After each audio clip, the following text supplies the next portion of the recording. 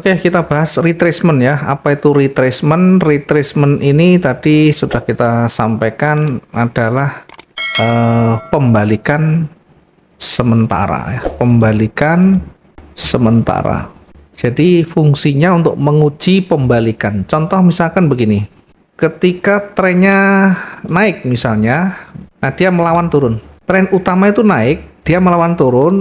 Kita lihat turunnya itu sejauh mana, apakah nanti betul-betul dia mau lewati di sini atau tidak, maka nanti yang kita lakukan adalah menguji area koreksi ini, retracement. Retracement itu minimal setengahnya, 50%. Jadi kalau misalnya di bawah masih di 50% ini, bisa kembali mantul ke atas, kembali ke tren utama ini. Yang kedua, ditambahkan lagi dengan menggunakan bantuan Fibo ya, Fibo retracement, Fibonacci retracement, itu ada area lagi 61,8%. Sehingga nanti yang kita gunakan dua ini, satu sama ini, di antara ini. Selama dia turun masih berada di sini, maka dia akan kembali naik lagi. Oke, jadi ini pembalikan sementara. Jadi nanti misalkan dia turun, kita ada petunjuk di sini turun, boleh kita sell di sini, targetnya maksimum di sini. Jangan terlalu jauh, jangan sampai di sini. Kenapa? Karena di sini bisa berpeluang memantul kembali. Kalau dia break, nah ini seperti ini, selama daily range-nya masih belum terpenuhi, maka dia bisa kembali turun. Oke, jadi angkanya pembalikan ini antara 50 sampai dengan 61,8. Ini sebagai area pentingnya dulu untuk menguji pembalikan. Oke, ini caranya, cara mengujinya seperti ini kalau di chartnya, ya, di chartnya seperti ini. Kita menguji misalnya kekuatan pembalikan itu dengan menarik garis atau menggunakan Fibo retracement juga boleh. Nah, saya contohkan begini. Saya menggunakan 1 hari dulu sebagai area koreksinya atau area retrace-nya. Oke, saya kasih di XAU, kemudian saya gunakan ini contohnya dalam 1 hari dulu. Kita coba nanti baru beberapa hari sebelumnya kita mengujinya. Oke, jadi misalnya kita acak aja begini, Nah, kita lihat pergerakan lebih dominan kemana dulu, trennya lebih dominan kemana dulu. Kalau misalkan saya tarik yang terdekat di sini, nah ini trennya naik. Oke, tren naik, maka kecenderungan itu di sini. Ini tren lebih dominan. Ya, kenapa tidak mengambil dari sini ke sana ya? Terlalu jauh. Kita ngambil yang terdekat di sini. Yang dominan adalah naik. Kemudian kalau dia turun, nah ini belum ada turun, berarti masih naik.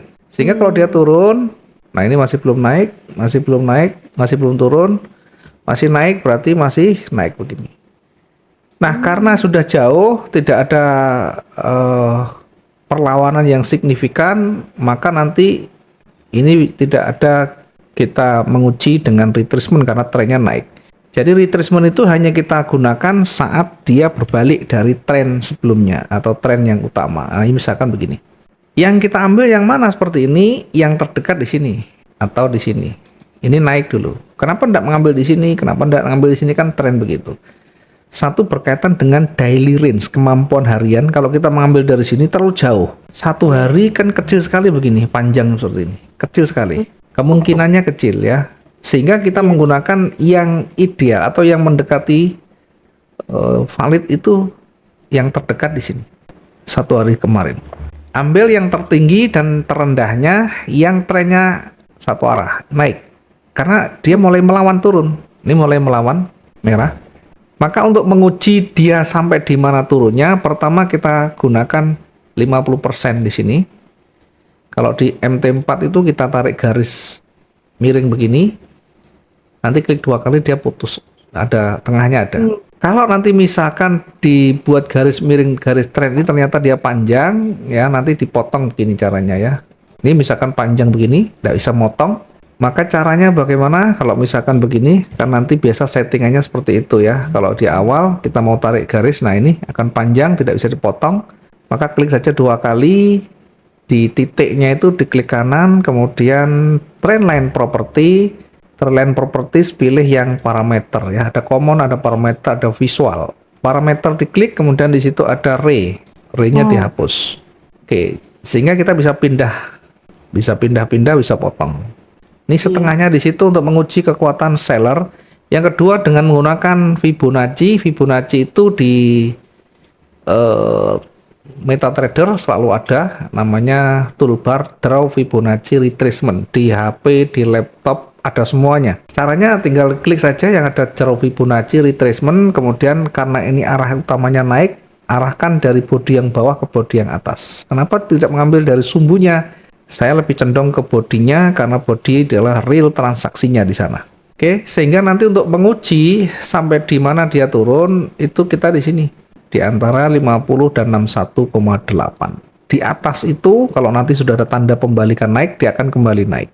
Maksimal di 61,8. Bagaimana kalau dia menembus kemudian ditutup di atasnya? Kalau dia menembus jadi sumbu, maka juga tidak berlaku, dia break. Tetap nanti ditutup di atasnya berarti berada di area retracement. Dia berpeluang memantul kembali. Kita cek, kita uji apakah sampai di situ ya. Ternyata tidak mampu dia menembus. Dia hanya berada di atasnya, kemudian mulai ada warna hijau dia kembali naik. Sehingga ini tidak sampai berada di 61. Ya, kita coba cari yang mendekati ya, cari yang mendekati. Kita coba cari yang begini satu hari ya, di tanggal ini ya, di tanggal 21 November ya. Saya coba perbesar 21 November. 21 November ini ya kalau kita lihat dari sisi yang sebelumnya ini naik, ini turun, sorry. Ini turun, kalau kita buat garisnya di sini turun, kemudian naik, kemudian turun. Oke, turun, naik lagi. Kemudian masih naik lagi. Kemudian untuk menguji kekuatan turun ya, kalau dia mau turun seperti ini sampai di mananya, yang pertama kita bisa menggunakan tadi Fibonacci atau retracement ya.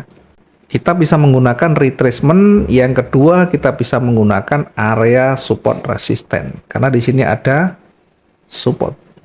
Kalau ada support atau yang terdekat maka di situ gunakan support dulu. Kemudian retracementnya di sini. Kalau kita tarik Fibonacci dari hijau ke sini ke sana, maka areanya di sini. Nah, ada dua area. Yang pertama area support di sini ya.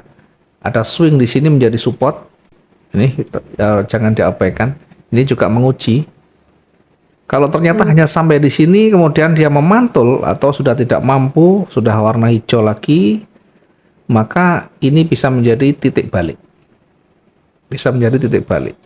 Nanti dalam benak kita langsung diputer ya, ketika dia naik, pola itu harus biasa kita gunakan, naik kemudian turun, tidak bisa lebih rendah dari low-nya, kemudian naik dia lebih tinggi, maka setelah tinggi dia akan koreksi kemarin ya.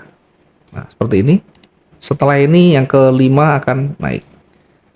Jadi fasenya dia nomor 1 ini namanya rally. Kemudian ini base nomor 2. Yang ketiga ini rally lagi. Yang keempat base atau koreksi. Maka yang kelima dia naik lagi.